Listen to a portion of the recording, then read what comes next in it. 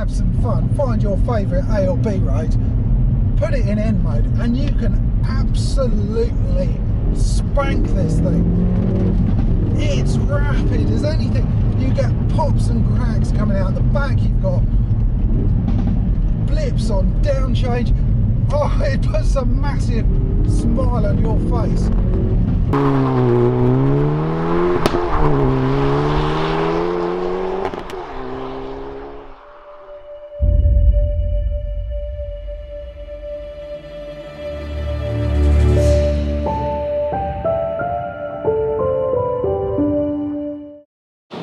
Good morning guys, and welcome back to the channel. Now, since selling my Clio 172 last year, I've wanted to get back in a hot hatch, and specifically the latest generation of hot hatch. Now, thanks to Hyundai in Tunbridge Wells, they've lent me this i30N Performance for the next 2 days, and I want to get to know what this car is really like. I've read some absolutely amazing reviews about this thing. But I want to know, if I bought this as a daily, how much would it actually cost to get me in this seat, and then the running costs on a daily basis. Now, this is a very important car for the brand. This is their first entry into the hot hatch market.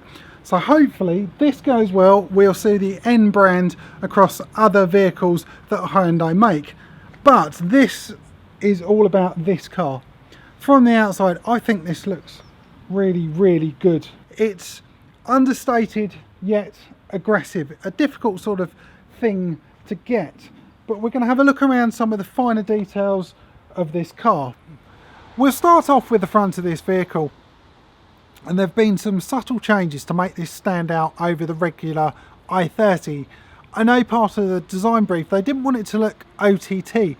It was supposed to be aggressive and subtle, and I think that's something they've pulled off. We've got LED lights, we've got this large front grille with N logo, and this front splitter with the red piping. Personally, I think the white and the red looks absolutely fantastic. We've got some small vents down the side there, and they actually do something. Air is funneled down there and onto the very large disc brakes just behind it. We're going to have a look at the tyres, because they are something quite unique to this car. This particular model comes with 19-inch alloys and is shed with 235/45 19-inch tyres. Now, the thing that makes this unique is these tyres were developed just for this car, and you'll see there's a small badge on there with HN. One thing is, you do have to get these tyres from your Hyundai dealer, and they're about £160 a corner. Brakes on here as well, they're unique. They are actually developed by, again, Hyundai. It keeps the price down. You'd expect with many other brands they'd probably go out and buy something like Brembo, but the overall ethos of this, they wanted to get this at a good price point to be competitive, and little things like this really do help. I absolutely love the look of the back of this Hyundai. I think it looks absolutely fantastic. We've got the obligatory spoiler. It's not too much, but it does actually serve a purpose. There's real downforce coming off of that. The designer actually made it that there is more downforce at the back than there is at the front. That makes lap times slower, but it makes it more playful. I think that's a great sort of ethos. They want the car to be more fun than necessarily having great lap times. We've got the triangular brake light. Lower down we've got a diffuser, again with the red piping, and the most important bit, we've got those twin exhausts, and you will hear them later on. They're incredible. They're more like a musical instrument. Absolutely love that bit. Well, the whole car I think looks absolutely fantastic. Not too much, absolutely perfect.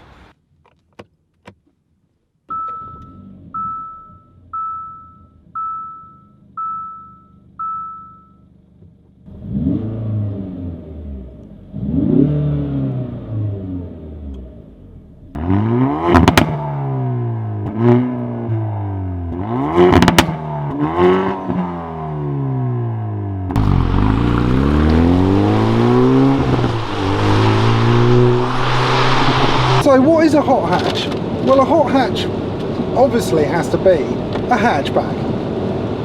But to me, it needs to look good, it needs to handle well, have plenty of performance to back it up, and also a slight sprinkling of practicality, because it would be a daily car. Now, in terms of performance and handling, Hyundai, this is their first outing in the road hot hatch market. They do rallying and they're doing very well at that, but they haven't done things by halves. They've gone out to the market and hired a chap called Albert Behrman. Now, if you haven't heard of this guy, he headed up the M division for the past 30 years. So any M car you see out on the road, well, that's him. So his credentials are second to none in terms of styling. Well, what are you going to do there? Let's go to Volkswagen and hire one of their chief designers. They've gone out and done that. So now we've got head of the M division and one of the lead designers of Volkswagen. That is an amazing recipe for what hopefully will be an amazing car.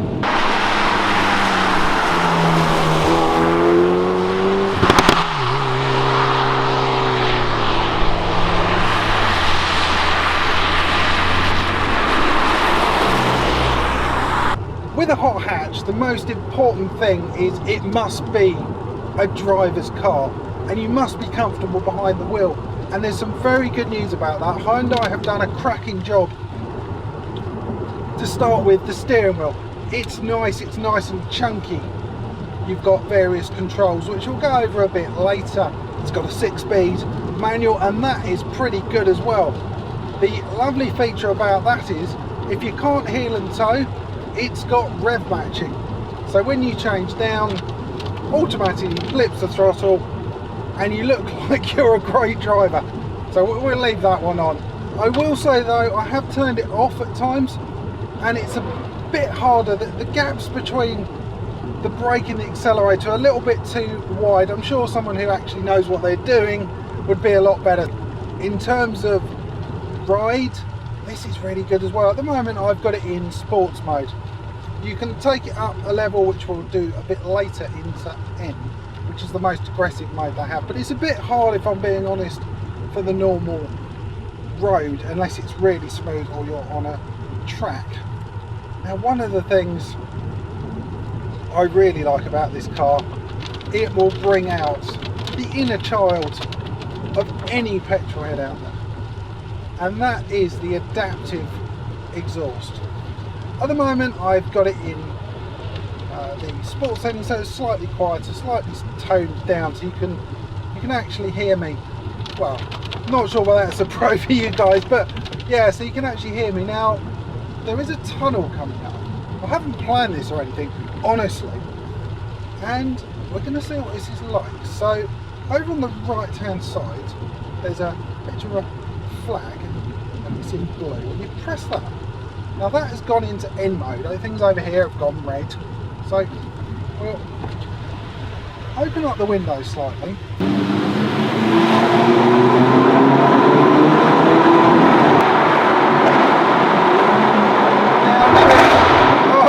Hopefully you got that. Now that is the noise everyone wants. I'm going to wind the window up now. It's absolutely horrible out there. It's chucking it down.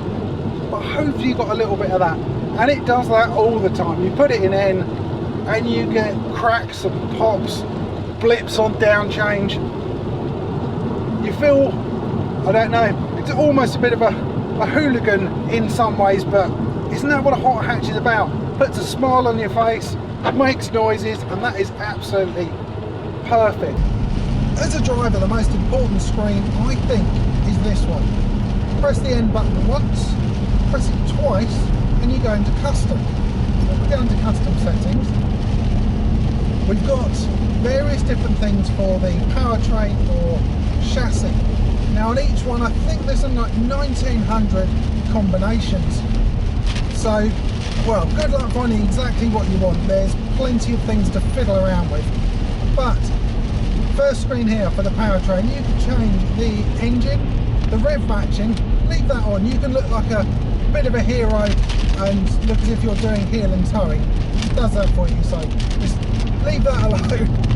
You've got the e-diff,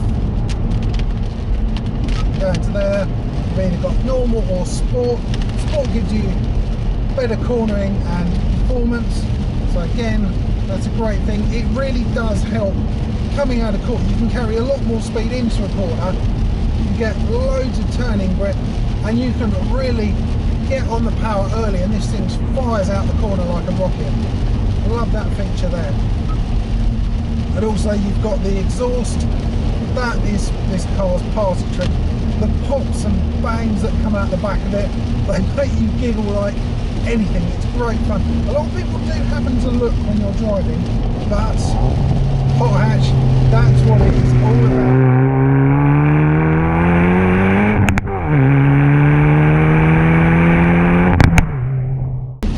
The chassis now, suspension.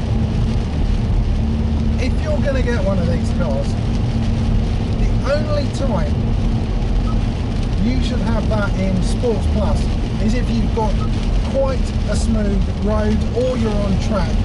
It does make the car handle better, but blimey is it a bumpy ride. It is so firm. It's one of the firmest cars I think I've been in with that. Like I said, it does improve things, but I personally wouldn't leave it in that very often. We've got the steering so we can firm it up, and we've got the electronic stability control. Now that is staying on. The weather is shocking, and I really don't want to be having any sideways antics in this car.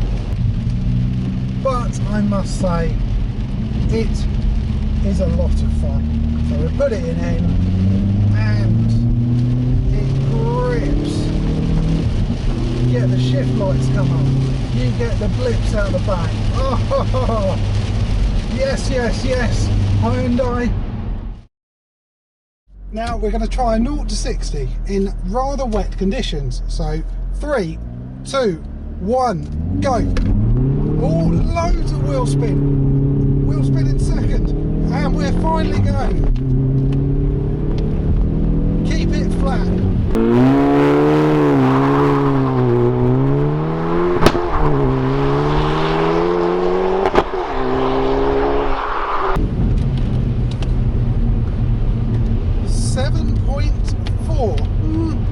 Not too bad considering the road conditions.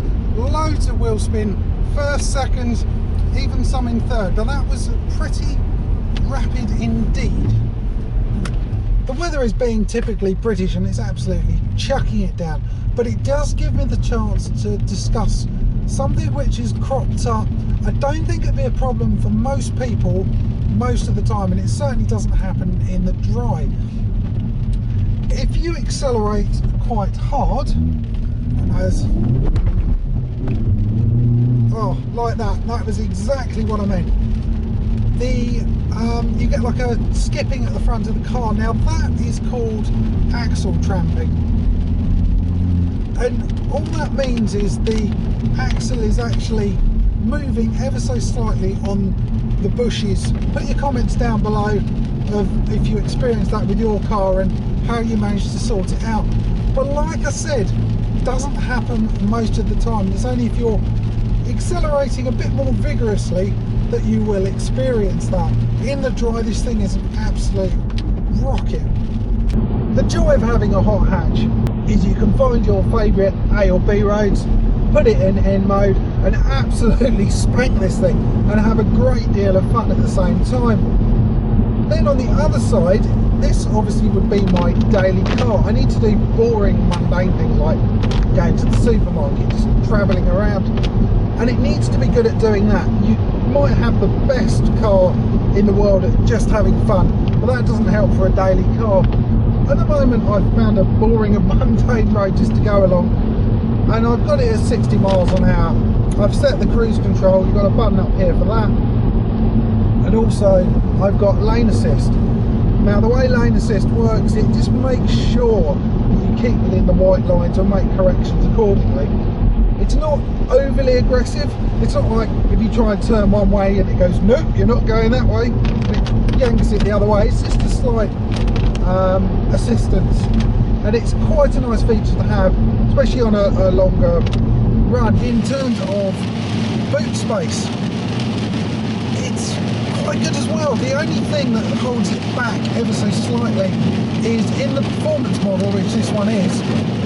Don't go for the other one, just this one, because you're missing half of the fun bits.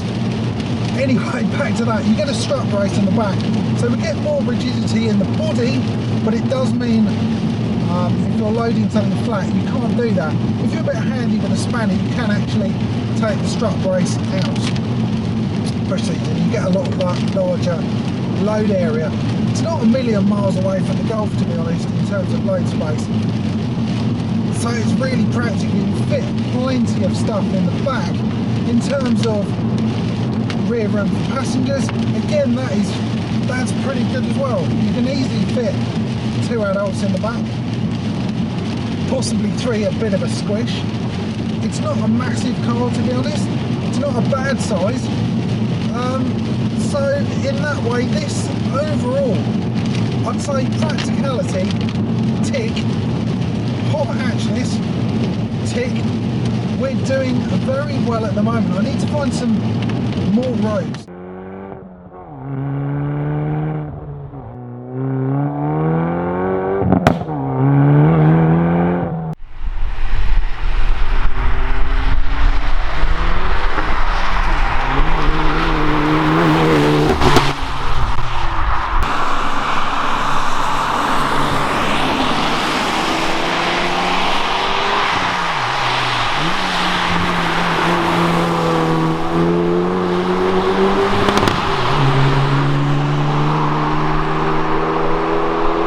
I want to have a quick chat about the price.